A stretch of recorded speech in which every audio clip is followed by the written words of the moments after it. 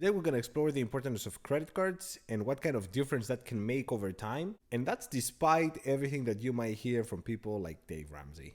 Hi guys and welcome to the channel. If this is your first time to the channel, we're talking about points, credit, we're talking about points, bonuses, and travel. Why do I need to say that? I would like to say something smarter. Like what's smart about credit cards? I know. We're talking about points, credit cards, bonuses, and travel. If this is something that interests you, please like this video, subscribe. If you have any questions or comments, leave them down below. I will get back to you as soon as I can. Bravo. So many people take vacation every year just to get out of normalcy and do something different. But for people like me and my wife, we are from different countries. For us, traveling at least twice a year internationally is the minimum, and then from there, any other trip is extra. Needless to say, all the people that constantly visit us, which gave me the idea for this video, in end of August, my dad is visiting from Greece. He's coming with my daughter, brings the daughter back from her summer vacation. And keep in mind that I'm going to Greece September. My wife went earlier this year in Costa Rica. A bunch of people have come already from Costa Rica. My dad is coming now. I'm going then. My wife's mother is coming. Her brother is coming. My mother is coming. My sister and her husband are coming. A friend of mine with his family is coming. Then again, we're going. Like literally, we're taking buses to go from one town to the next. That's how we've done these routes. Going overseas is something daily for us. We need to be next to an airport. We're looking for a new place actually because we have to move end of the year. So we're looking for a place, but we realize we need to be close to an airport because we have people coming all the time and we are going all the time. So for some people it's a luxury, for some it's a necessity. For us it's both a luxury and a necessity. And with that in mind, I wanted to just highlight one example here of Hyatt. And I wanted to take my dad to New York end of August, and I was looking for a one bedroom with two beds, separate beds for 2 nights. I looked everywhere for that weekend. Most hotels that I would like to stay at least, they were over $300. The Hyatt, baby, what's the name of that station in New York? Yeah, thank you. So the Hyatt at the Grand Central Station in New York is the one that I was looking to get into because Andaz was a little too expensive, and the Hyatt in the Grand Central is somewhere I've stayed a few times. It's not really high end, but it's not bad at all. So I was looking for the prices, and for one bedroom for 2 people, every night was $310. That's without taxes. Times 2, that's $620. $620 before taxes. But with points, it was only 17,000 points. So 34,000 points equals $620 before taxes. So plus taxes. So I would say it's fair to say it's about 2 cents per point, or close to. But for me, it's only based on expenses I did before. This is not points that I saved from sign-up bonuses. It's just me using my Chase credit cards properly.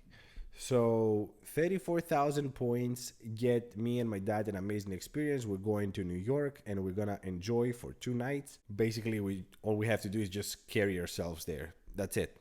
But going back to Dave Ramsey's example, he says that 3, 4, 5% is not gonna make you rich. I've studied thousands of people and none of them became rich because of saving points, which is understandable if you present it in this context. But what if you do what you would do normally with your money? Invest it.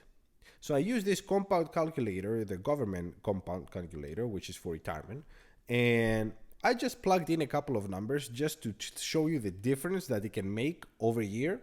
So initially $600. So that right now could be easily the Chase Sapphire Preferred. 60,000 points after spending 4,000 in 3 months. I think it's very doable. $600 right there. And every month I save $50 contribution that could easily be made from all of the spending you're doing. And if you use your credit cards right, you should be able to make a very decent return. So I say $50 a month, $50 off the credit cards and everything that you take as cash back. So to make $50, if you get 5%, let's say you're spending $1,000, $50 is very doable.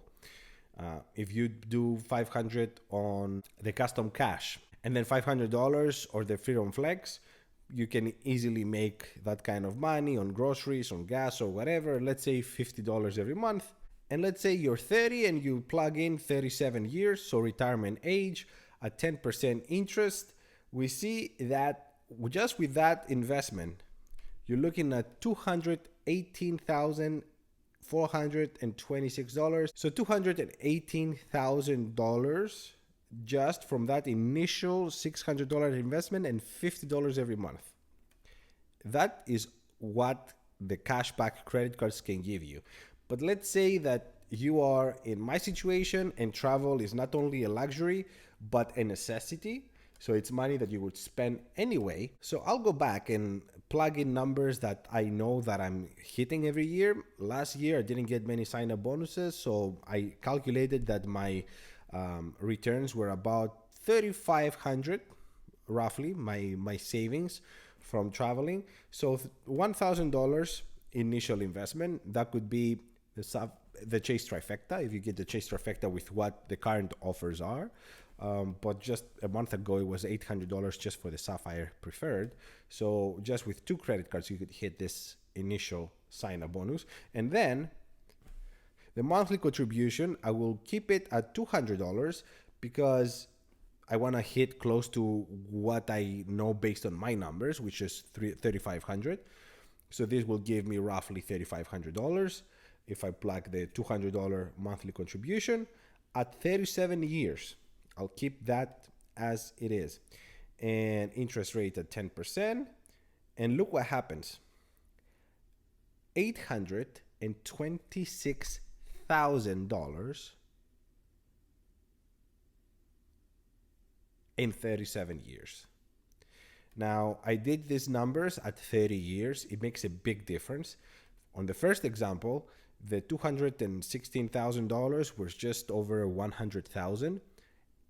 So basically, all the growth happens in this last 7 years. So you need to give to yourself some time. But I know that many of you are 30 or under based on the metrics that I see on the channel.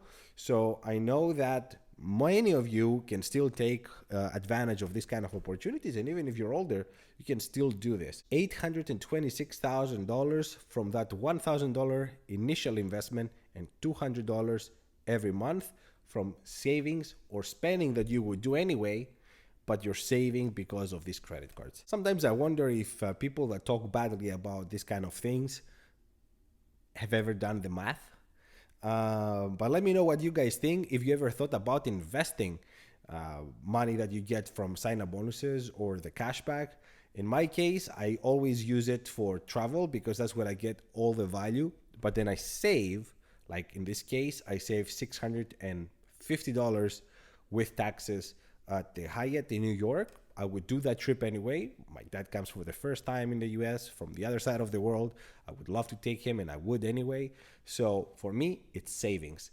Let me know what you think. Thank you so much for watching. Until the next one, ciao.